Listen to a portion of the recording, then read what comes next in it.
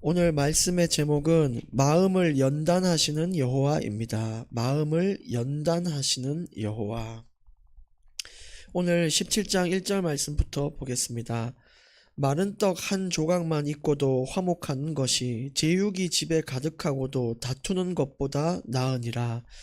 여러분, 앞에 말한 이 마른 떡 한 조각만 있는 가정은 누가 생각해봐도 매우 매우 가난한 집안입니다. 누룩도 넣지 않은 맛없는 빵, 그 마른 빵 한 조각만 가지고 살아가는 가정인데, 그런데도 그 가정에는 화목이 넘친다 그래요. 기쁨이 넘치고 평안이 넘친다고 그럽니다. 근데 뒤에 나오는 제육이 가득한 집 그랬는데, 이 제육은 우리가 생각하는 매콤한 제육볶음이 아닙니다.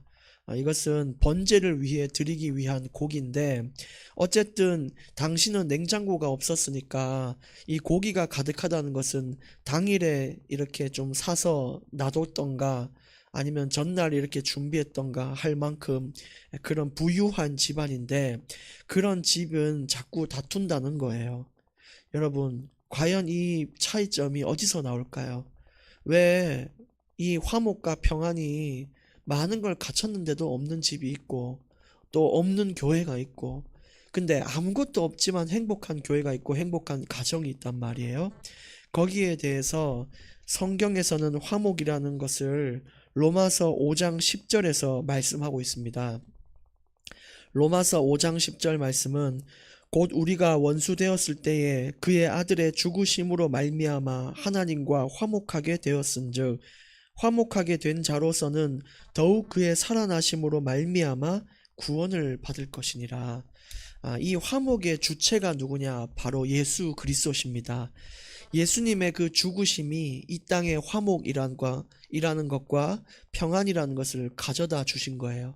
그래서 우리가 예수님을 통해서 화목을 얻고 평안을 얻을 수 있는 그런 인생이 바로 인간의 인생입니다. 그래서 우리는 어떻게든 어디에 가든지 예수님을 자꾸 묵상하고 예수님을 말하기를 기뻐하고 또 예수님을 자랑하기를 기뻐하고 또 자녀들한테는 예수님의 가르침을 말하고, 이렇게 될 때 우리는 그분으로 말미암아 예수 그리스도로 말미암아 가정과 어떤 공동체에 화목과 평안이 찾아오게 되는 것입니다. 많이 갖춘 교회당, 큰 교회당이 중요한 게 아니라 그 본질을 무엇을 말하냐, 그런 교회당이 진짜 행복한 공동체를 이룰 수 있다는 것입니다. 세상은 자꾸 발전하잖아요. 마치 제육이 집에 가득한 그 집과 같아요. 그런데도 화목과 평안, 이게 안 되고 자꾸만 분열되고 나눠지는 양상을 띱니다.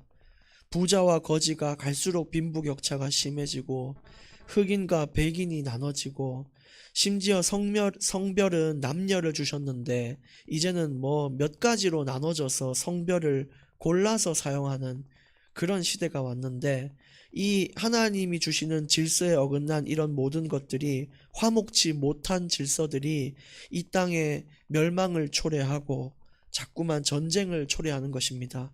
그래서 우리는 어떻게든지 화목이라는 것을 이 땅에 이루어야 하는데, 예수님을 증거할 때 그것이 이루어지는 것입니다. 예수님을 따라 살아갈 때 그렇게 이루어지는 것입니다. 그래서 이 예수님은, 우리가 예수님을 따라갈 때 어떤 일이 일어나냐, 12제자는 성격도 다르고 출신도 다르고 배경도 다르고 심지어는 그 안에 원수들도 있었는데, 그들이 화목할 수 있었던 이유는 바로 예수님을 본받아 살았기 때문입니다. 예수님의 가르침을 배우고 그 말씀에 따라 살면 어떤 배경이 다르든지 출신이 다르든지 성격이 달라도 하나가 될 수 있는 것이 바로 복음 공동체인 것입니다. 그런 예수님은 세상을 하나로 통일시켜서 유대인과 이방인이 하나가 되도록 만드셨습니다. 그게 바로 예수 그리스도이고 그게 바로 말씀의 능력입니다. 죄인이었던 인간이 하나님과 화목할 수 있도록 하나가 될 수 있게 하신 분도 바로 예수님이셨습니다. 그래서 우리는 어떻게든 예수님을 통해 화목의 복을 누려야 되고, 예수님을 통해 가정과 공동체를 살리는 응답을 찾아 누려야 될 것입니다. 2절 말씀, 슬기로운 종은 부끄러운 짓을 하는 주인의 아들을 다스리겠고 또 형제들 중에서 유업을 나누어 얻으리라. 우리가 보통 생각할 때 한 가정에서 유업을 받으려면 그 가정의 핏줄을 이어야 됩니다. 근데 오늘 이야기는 아무리 핏줄이어도 부끄러운 자식한테는 유업을 안 주고 오히려 종이 있는데 이 종이 슬기로운 자다. 정말로 지혜롭고 해결사로 살아가고 남들에게 희망을 줄 수 있는 그런 사람이라면 그 자가 유업을 받는다라는 것입니다. 그래서 여러분, 우리가 생각하는 뭐 나이, 출신, 배경, 뭐 성별 이런 것들 한계의 벽이 있잖아요. 근데 그 모든 한계의 벽을 뛰어넘는 것이 슬기롭고 정직하게 사는 자에게 주어집니다.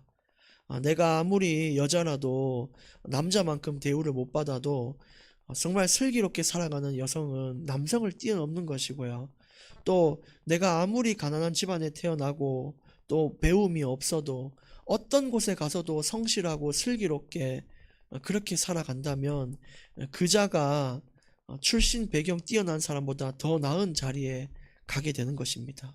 그래서 우리는 어디에 가든 슬기로운 자의 모양을 띄어서 그것이 또 전도의 문으로 이어지도록 힘쓸 수 있어야 됩니다. 그래서 여러분 좌절하지 마시고 내가 슬기롭게 살아갈 때에 직장이나 어떤 모든 현장 가운데에 나의 가치를 알아주는 자들이 반드시 나타난다는 것을 기억하셔야 됩니다. 3절 도가니는 은을 풀무는 금을 연단하거니와 여호와는 마음을 연단하시느니라. 도가니는 금속을 녹여서 불순물을 제거하는 그릇이에요.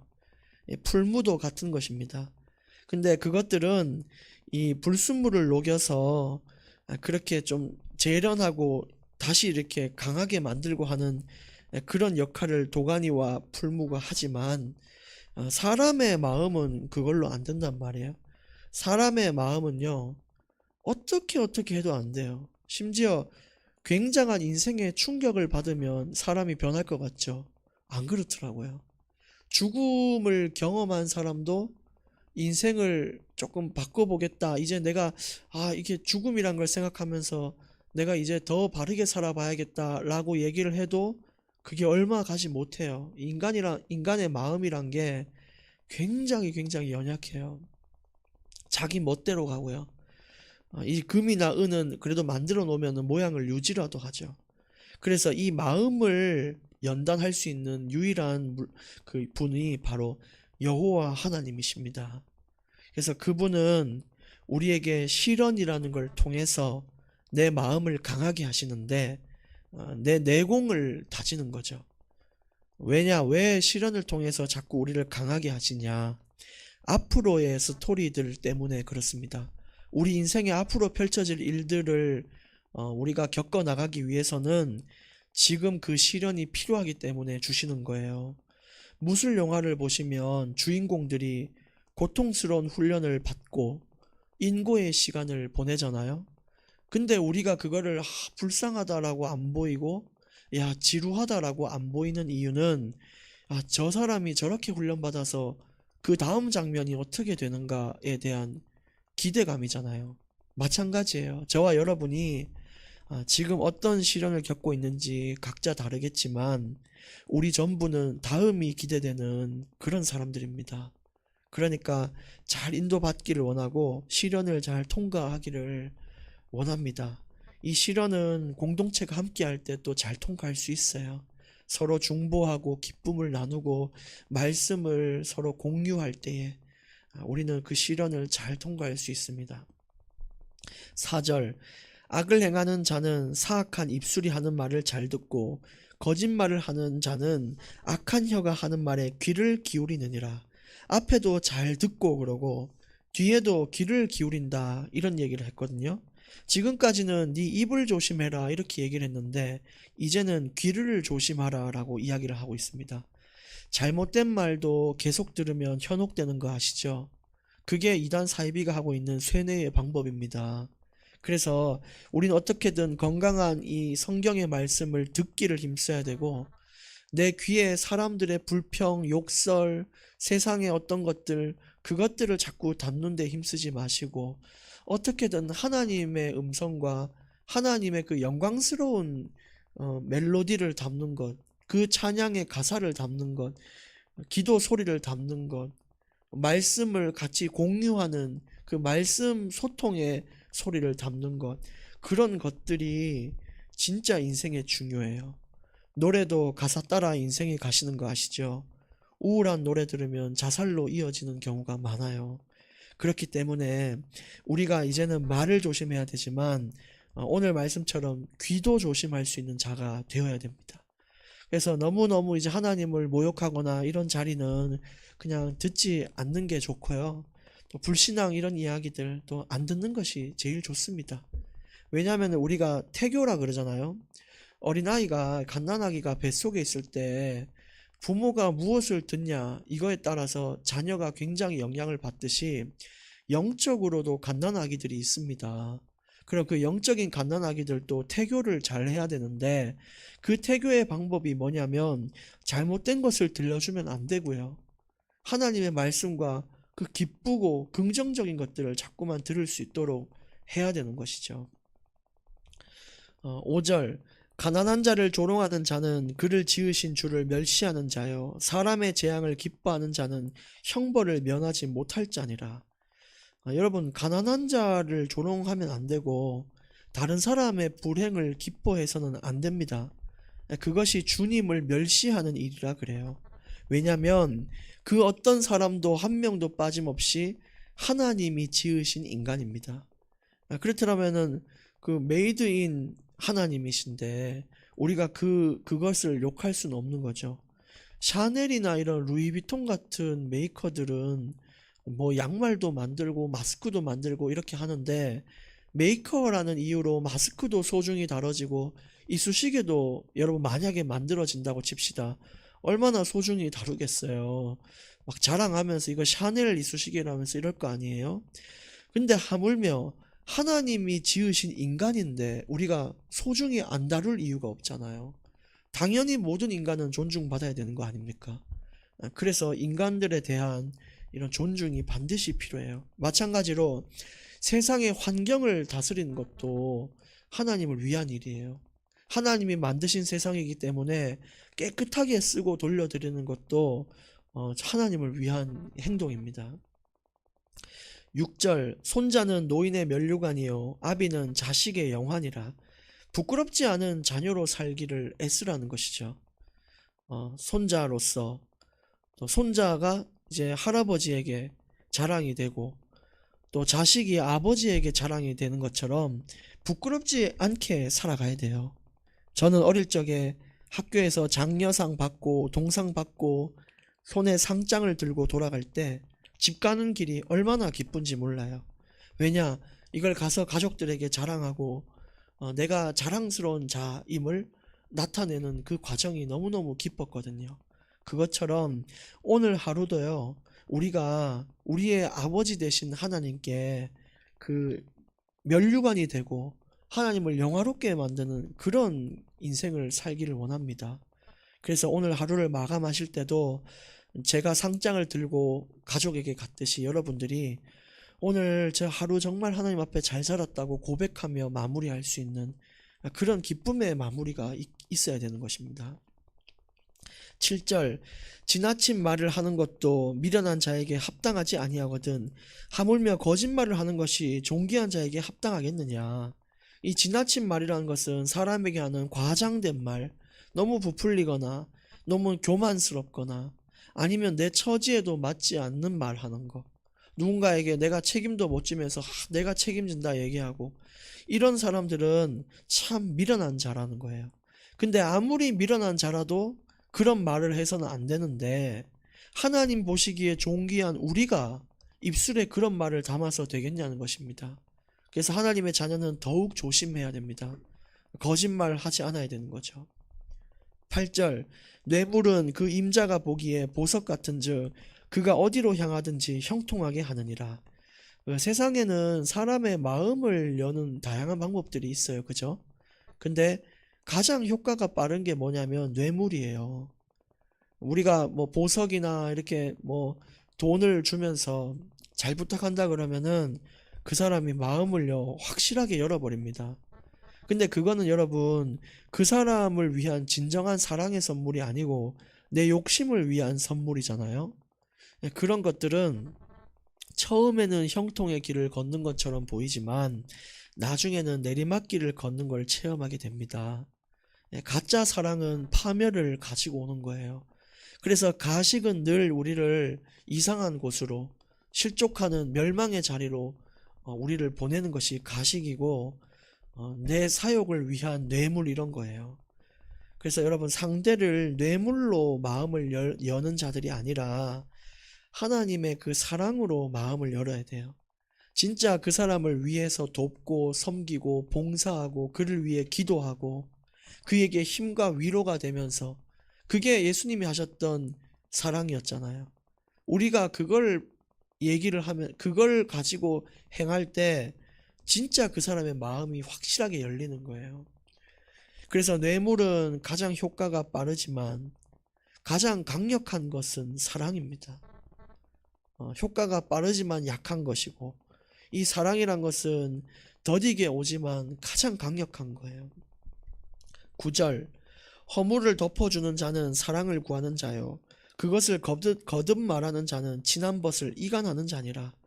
그래서 이것도 사랑의 연속인데 사람의 실수와 연약을 꼭 트집 잡는 사람이 있어요. 그래가지고 나중에 내 이익을 위해 그 약점을 가지고 공격해가면서 그 사람을 깎아내리고 참 추잡한 일입니다. 그래서 다른 사람의 실수 연약을 그냥 잊으십시오. 잊어버리시고 그 사람이 변화되도록 기다려주고 기도해주고 응원해주고 하는 거 그게 진짜 사랑입니다. 10절 말씀입니다. 오늘 마지막 구절 한마디 말로 총명한 자에게 충고하는 것이 매 100대로 미련한 자를 때리는 것보다 더욱 깊이 박히느니라. 한마디 말만 해도 알아듣는 자가 있고요 100대를 때려도 못 알아듣는 자가 있어요. 근데 이 총명한 자는 한마디 말만 하면 알아듣는데 이런 총명한 자는 어떤 자냐? 내가 부족함을 인정하고 하나님의 훈계를 받아들이는 자, 그게 총명한 자예요. 그런 사람은 한마디로도 말이 변하기 때문에 굳이 하나님이 징계를 주시거나 다른 사람이 계속 잔소리하거나 채찍질하지 않아도 금세 회복할 수 있는 그런 사람이에요. 우리는 훈계를 받아들일 수 있는 마음이 있어야 되는 거죠. 근데 이 미련한 자는 고집을 부려서 아무리 때려도 잔디처럼 잡초처럼 다시 일어나서 자신의 일을 하는 거죠. 그래서 여러분 우리가 한마디만 말해도 알아듣는 그런 자의 응답을 받기를 원합니다. 그런 사람은 한 번 한 번의 예배가요 얼마나 가치 있는지 몰라요. 인생이 계속 변화되는 거죠. 결론 말씀 2가지 드립니다. 첫 번째, 우리는 마음을 연단받는 중이라는 것을 기억하셔야 됩니다. 마음을 연단받는 중입니다. 반드시 우리가 다음 스토리가 있기 때문에 주시는 것임을 알고 좌절하지 않기를 원합니다. 2번째, 무엇을 듣는가입니다. 오늘 하루 동안 우리는 무엇을 가장 많이 듣고 있나? 이걸 한번 고민해 보세요. 내가 뱉는 한숨 소리일 수도 있고 주변의 불신앙, 욕설, 세상의 이런 잡다한 이야기들일 수 있는데 계속해서 하나님의 것을 내 귀에 담도록 노력하셔야 됩니다. 그래서 주변에서는 내 귀에 대고 넌 안 될 거야, 넌 별로야, 니 그래서 되겠냐 이러지만 하나님이 주시는 음성을 내 귀에 담으면 나는 보배롭고 존귀한 자라는 거예요. 무엇이 나를 살릴 수 있는 음성이겠습니까? 그래서 양들은 목자의 음성을 따라간다 그랬으니 다른 것에 반응하지 마시고 우리 인생의 선한 목자 되신 주님의 음성을 따라가시는 귀하고 복된 날 되시기를 예수님의 이름으로 축복합니다. 하나님 감사합니다. 우리에게 주신 이 시련이 나를 위한 가장 큰 선물임을 믿으며 믿음으로 이 시련을 이겨서 주님이 세우고자 하는 믿음의 장성한 분량을 이루게 하여 주시옵소서. 하나님께 최고로 쓰임받는 인생이 되게 해 주시옵소서. 오늘 하루에 우리의 귀와 입술과 마음과 눈과 생각과 모든 발걸음을 지키사 주님이 원하시고 뜻하신 것에 우리의 모든 전인격을 드리게 하여 주시옵소서. 구미하원교회 전 성도의 인생을 주께 맡겨드리며 예수 그리스도 이름으로 기도드리옵나이다. 아멘.